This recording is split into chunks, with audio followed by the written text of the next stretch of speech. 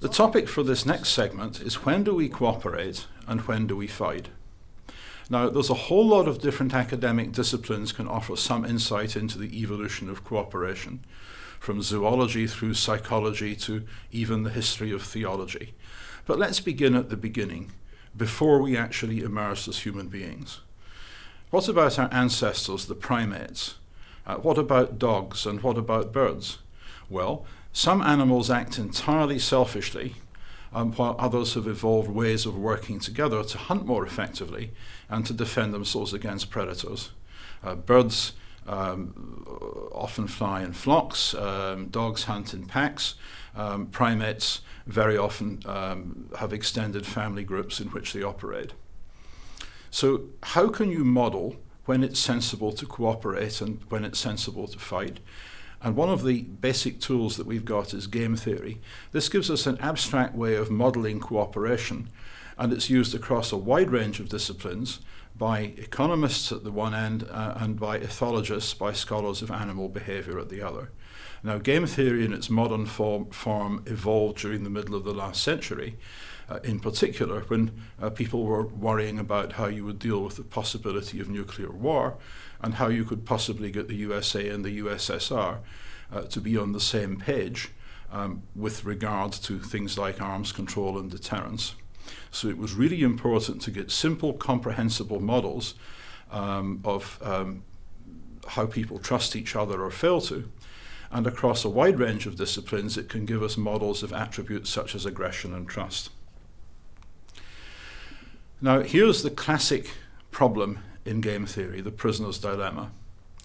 So let's assume that we've got two prisoners who have been arrested under suspicion of planning a robbery, Alfie and Benji. So the police take Alfie and Benji to separate cells, and they then make each of them the following offer that they're supposed to be not able to refuse. They say, well, Alfie, we know that you and Benji were planning a robbery, so either he's going to confess or he isn't. But tell you what, if he doesn't confess, here are your options.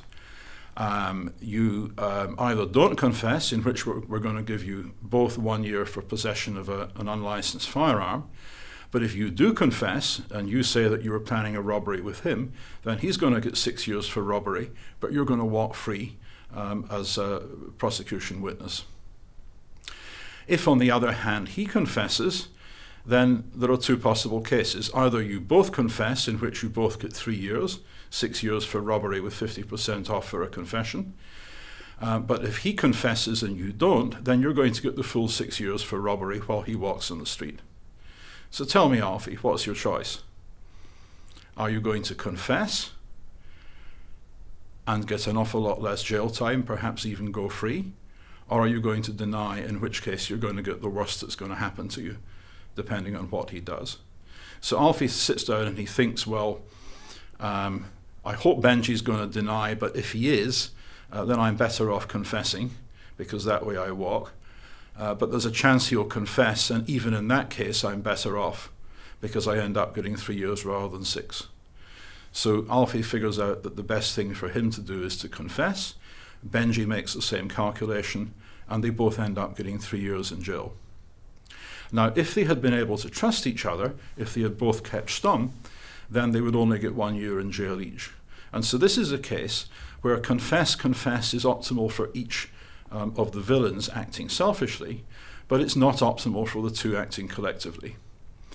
And this is a good way of modeling the influence and the value of trust in interactions between animals, between humans, between companies, and between states. So what's the solution to the prisoner's dilemma? Well, in the case of the prisoner's dilemma, you might say, well, they're both villains, to serve them right. But there's an awful lot of real-world problems that have got the same logic. Whether animals are going to hunt together and get more food, or hunt individually and get less and perhaps starve.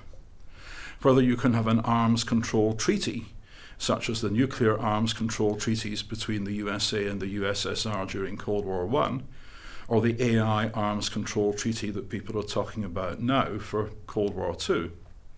Another example is protecting the environment.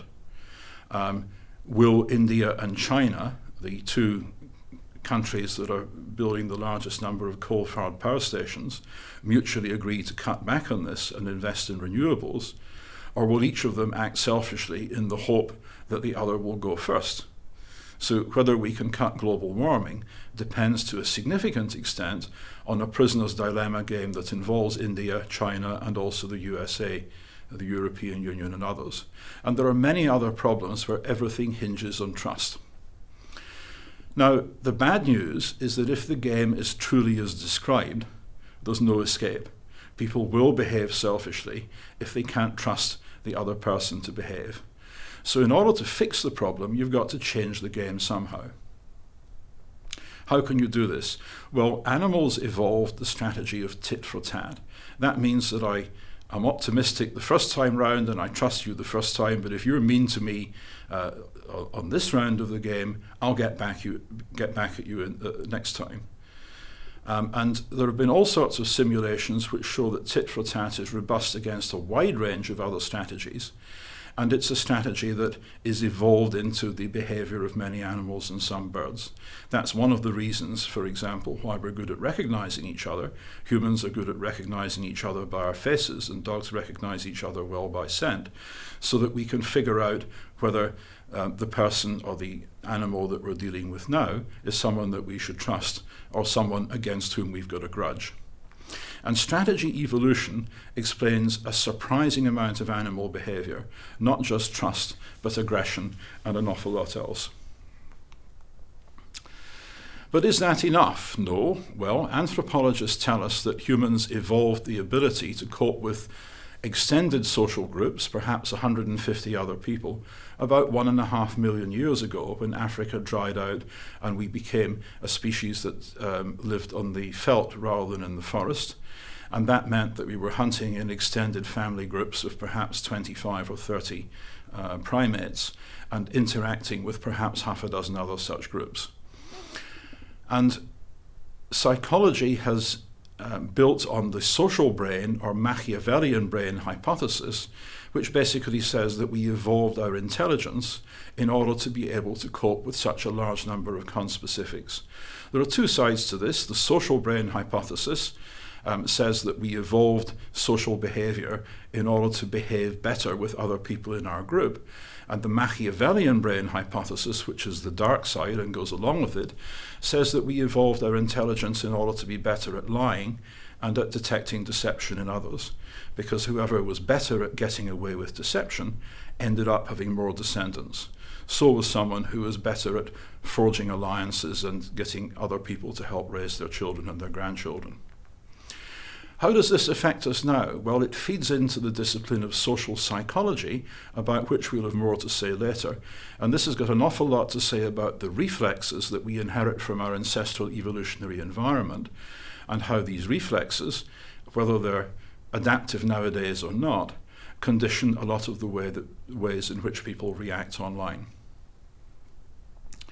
In the next stage of human development, archaeologists tell us that the emergence of states was really important because pre-state societies still suffered an awful lot of violence.